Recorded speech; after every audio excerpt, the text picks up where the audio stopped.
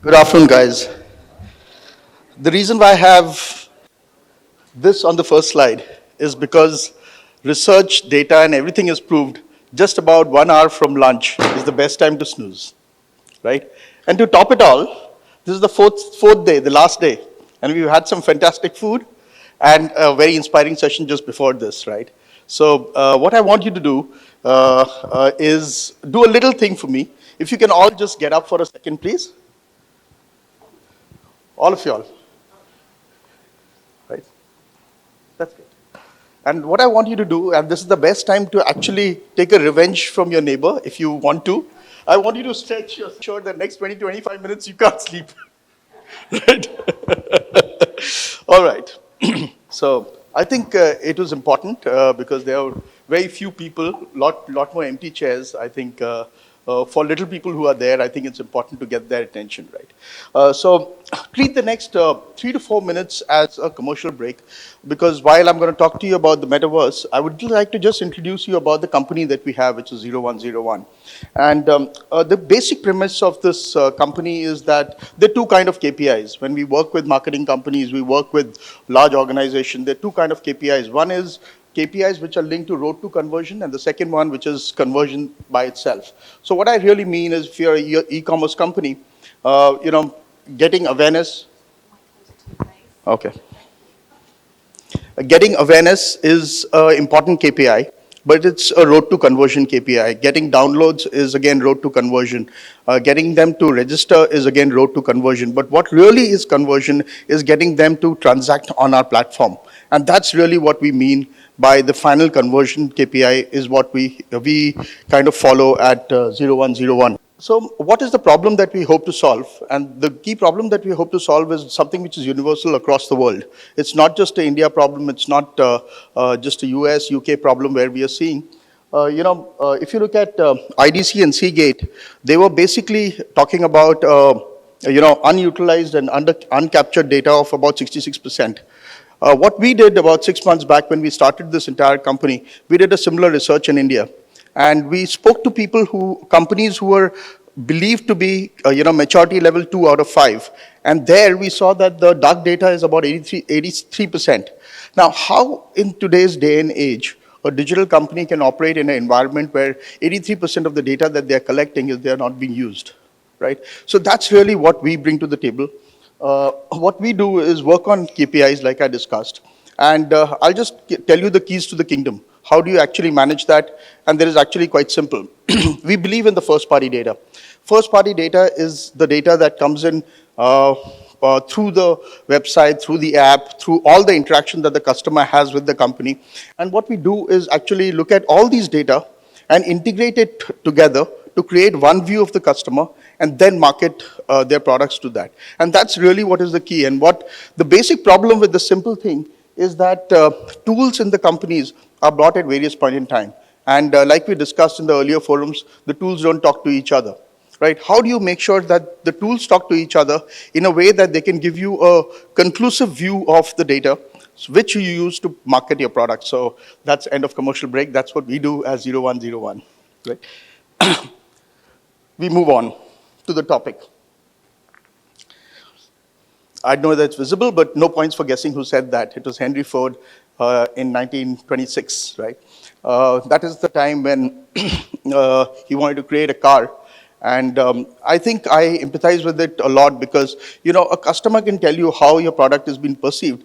But if you have to create a revolution or create something new, I don't think going to the customer is the best way of doing it, right? Because like Henry Ford said, they would give me a faster cart, give me a faster horse.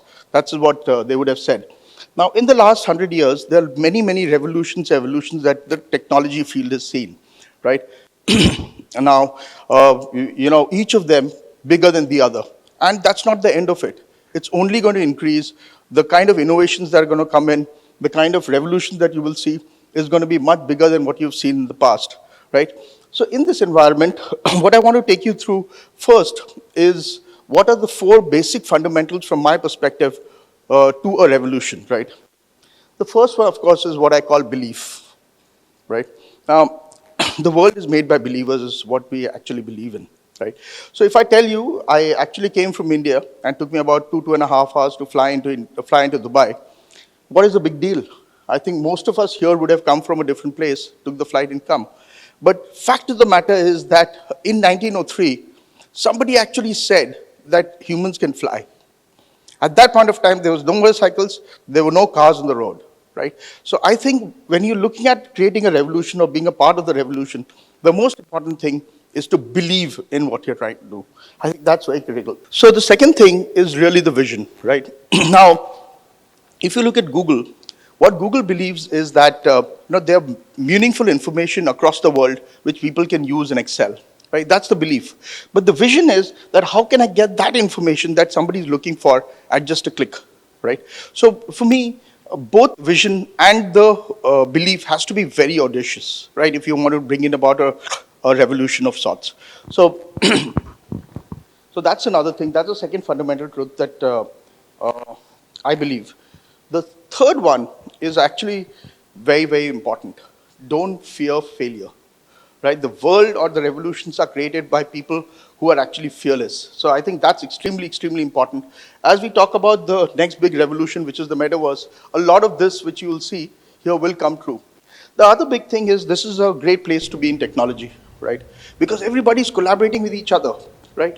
Gone are the days if I've got to make a car, I've got to think of electricity, I have to think of wires, I have to think of seats, I have to think of lights, I have to think of, the motors and stuff like that. That's not the way world is going to get created on technology platforms.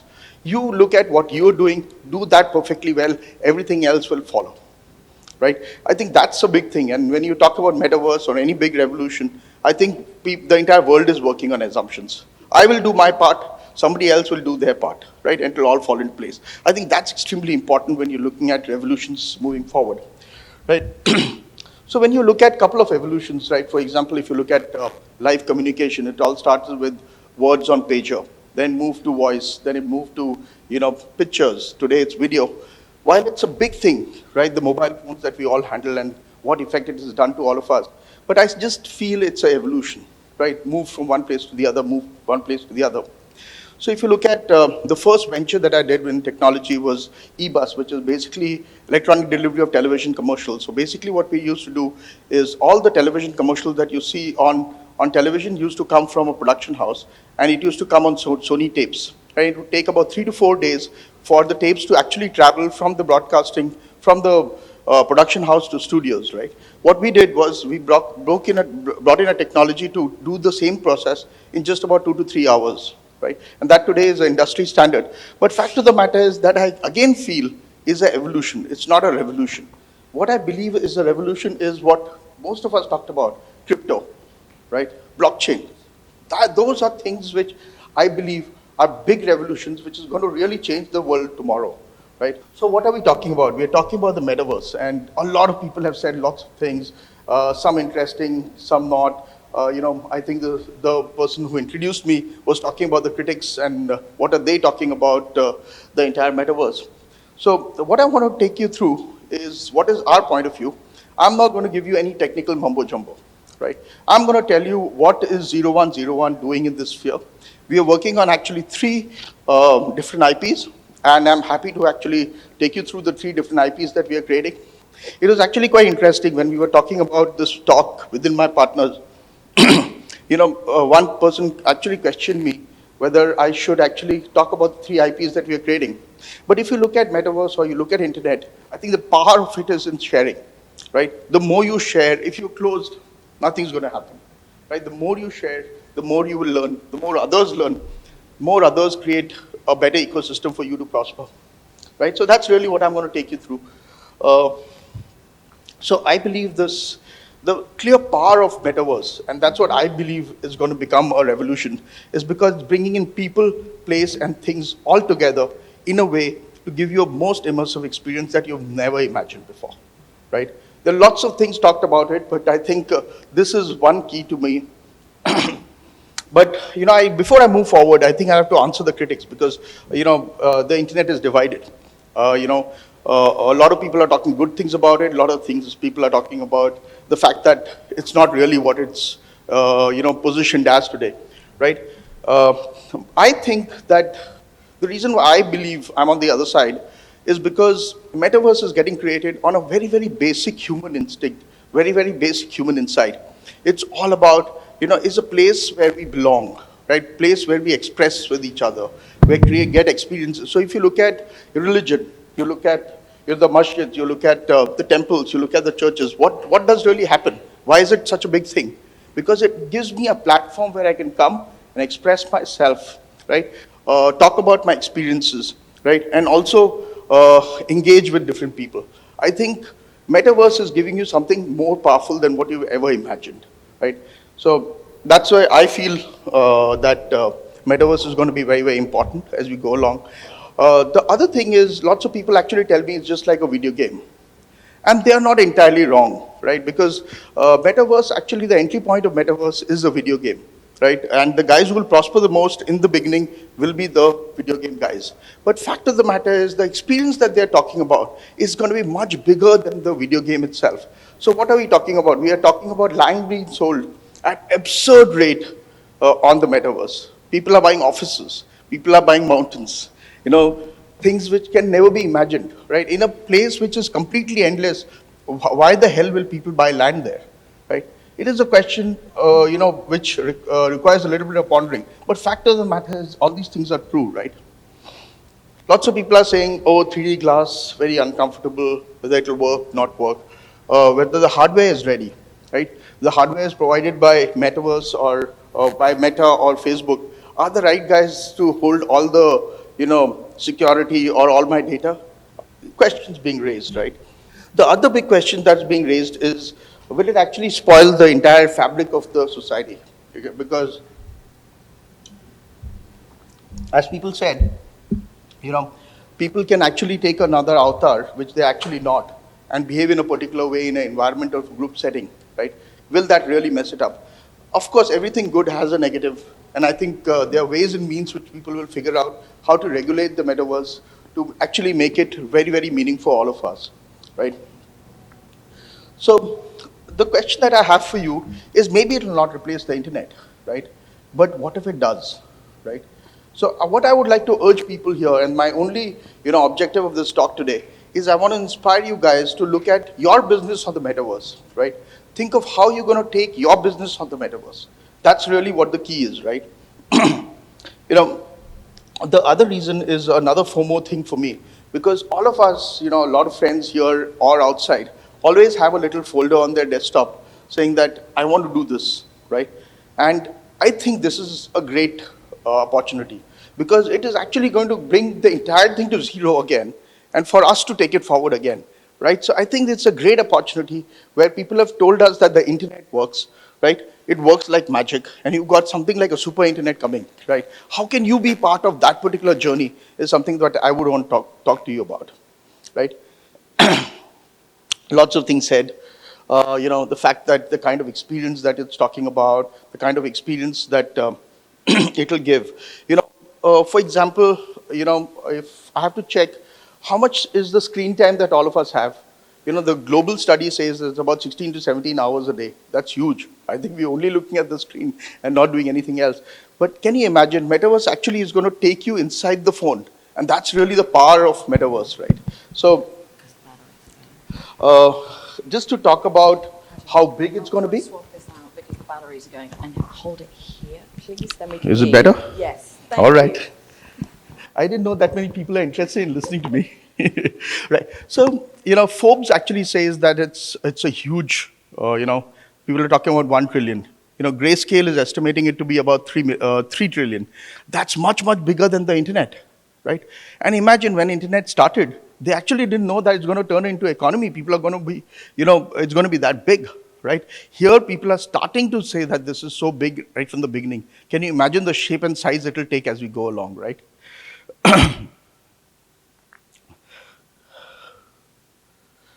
The other big thing I want to talk about is, I think from a potential perspective, all the big guys, the guys who made it really big on the internet, are really gung-ho about the Metaverse, right?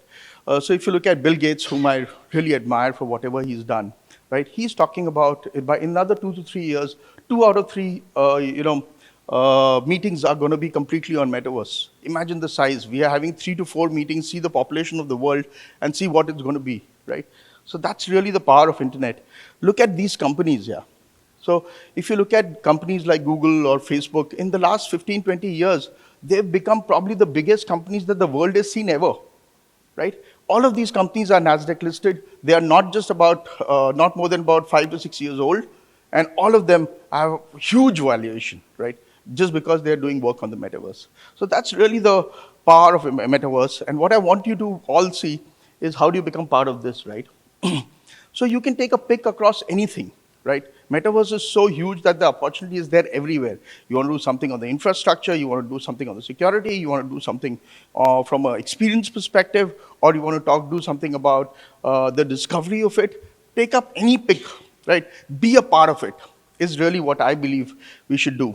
So what are we doing? Like I told you, we are working on 3 IPs. And what are the 3 IPs that we are working on? The first one is if everybody is going to have a profile pic is what we have, right, on a WhatsApp, on a Google Gmail and stuff like that. All that is going to be converted into avatar. And that's going to be a digital shadow of me on the metaverse. If it's going to be that big, then what am I going to wear, right? I'm going to wear jewelry, I'm going to wear accessories, I'm going to wear trousers, brands, and stuff like that, right? So the first one that we are working on is actually we're working with designers across the world to get their designs on the metaverse, right? And the way we were structured is that we will bring it up, we will do the marketing, we will do the promotion, and 30% of the total proceeds going back to them as a designer. So that's one thing that we are doing, which we think is going to be very, very big. And what we're actually talking about, doing this in India, which is almost 17, 18% of world population, right? So that's really the kind of opportunity that Metaverse provides. And that's the first IP that we're actually working on.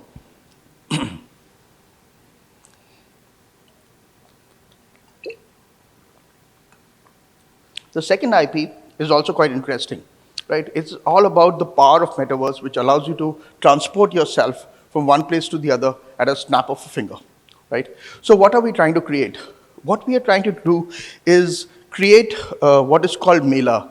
In India and across the world, there is a very simple concept of a place where all the community actually comes together. It's a place where you get experiences, where you get learning, you can buy things, you can have entertainment. So what we are doing is we are actually creating a world which is kind of registered with an IP called Mela, where every week we're going to have one community session, which could be something like a street fashion. So what we are doing is we're getting designer, doing some ramp walk, talking about the kind of clothes that street fashion is all about, or selling some clothes. And the way we're working out selling versus the number of people on the Mela is that for every 1,000 people, a shop will automatically come into the Mela, right? So the way it works is we get a lot of people, people get people, and as soon as it reaches 1,000 mark, a shop appears on the Mela, right?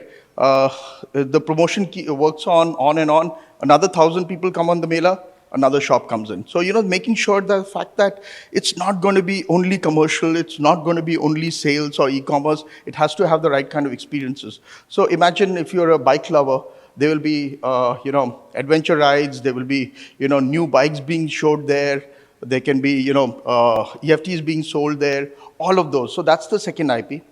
The third IP that we are talking about is actually democratizing the entire metaverse.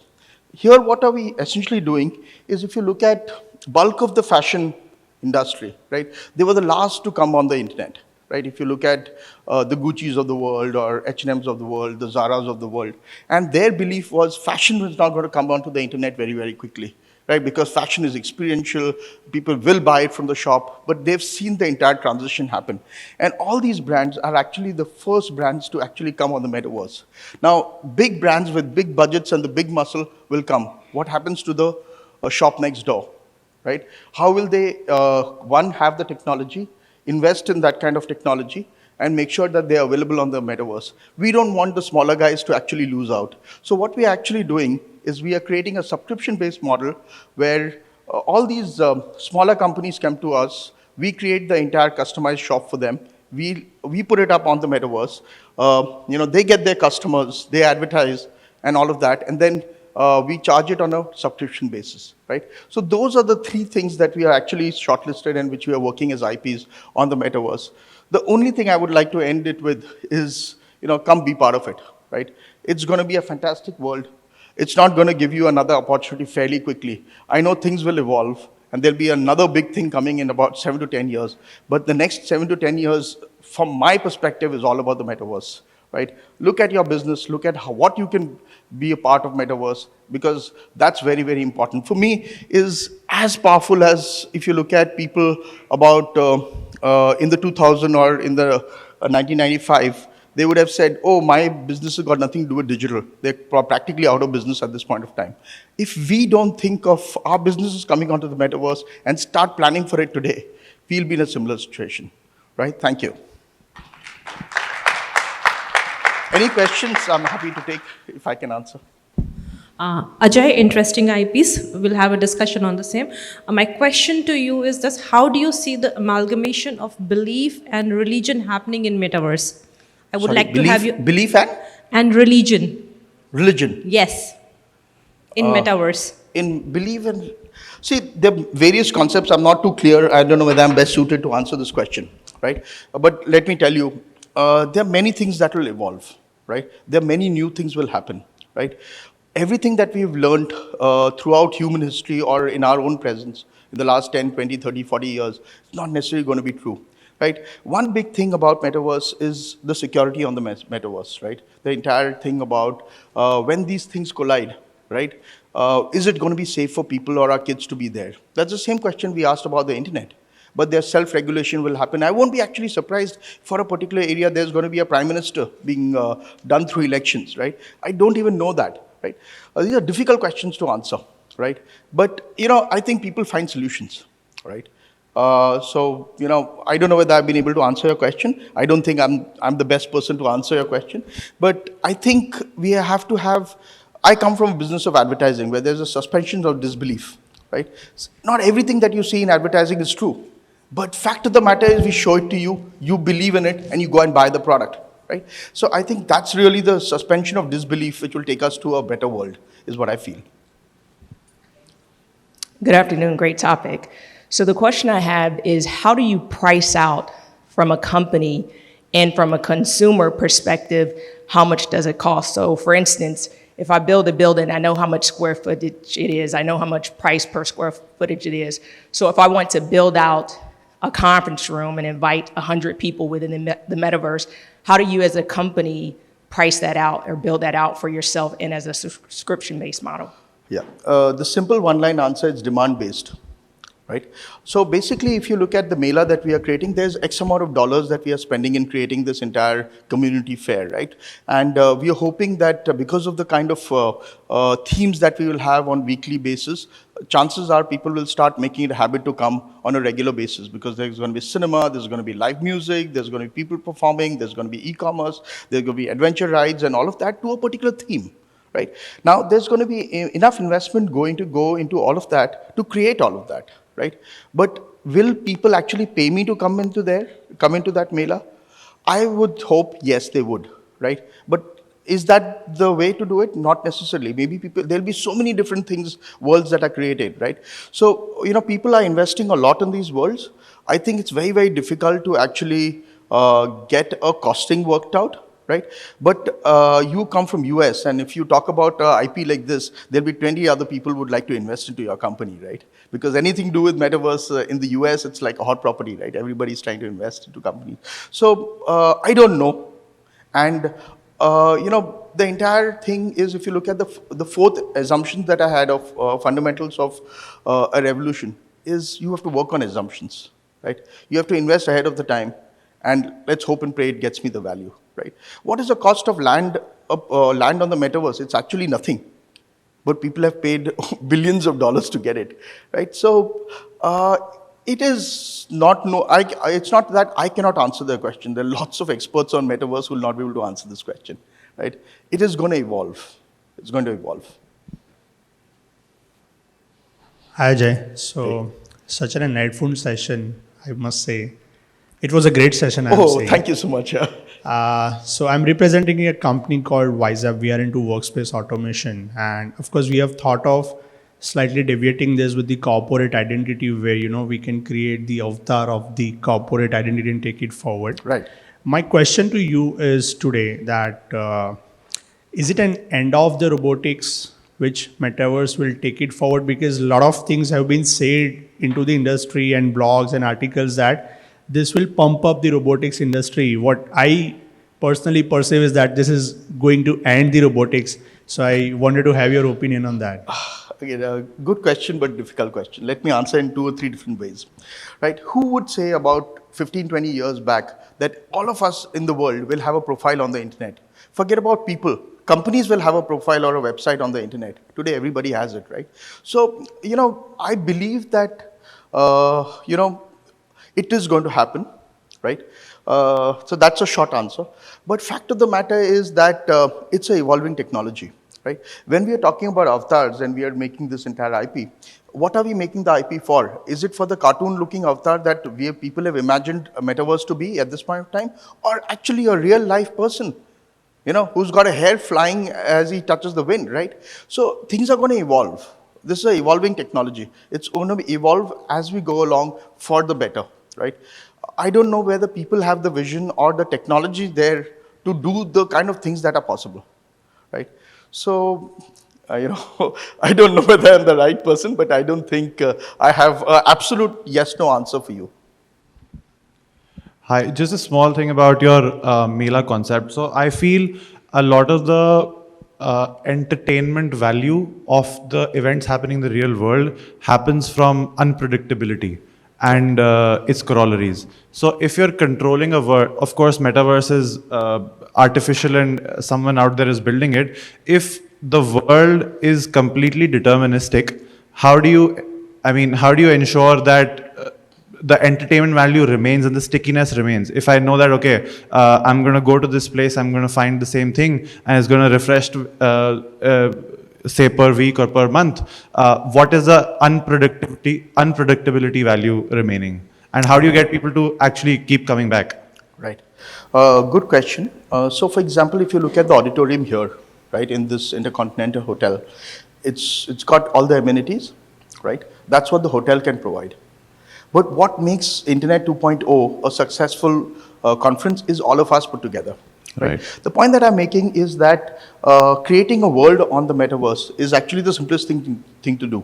But what kind of experience are you curating, right? What kind of talent are you building, right? What kind of brands are you bringing? What kind of experiences that you're delivering? What kind of things that you're giving for people, their friends, their families to come together and have a nice time, right? How do you give them an immersive experience? That is what is going to divide one place versus the other. You're absolutely right. There'll be 20,000 people doing 20,000 things. Today there are libraries worked on the internet, on the metaverse, where you can actually go into the library, pick up a book, and read the subject that you want to read, right? So, for example, for the people who've seen Friends, right? We've possibly grown up with Friends. So Ross, if he's interested in the dinosaur, today there are worlds being created where you can actually go and stay with the dinosaur and learn about their habits, learn about their size, learn about what they eat, right? That's the kind of immersive experience that people are creating, right? Because Metaverse allows you to do something like that, right? So I think short answer to your question is, what if we are successful in curating and providing a fantastic experience, then we'll be a platform that people sort out to be. Otherwise, it's going to be just another one, right? So that's a short answer for your question.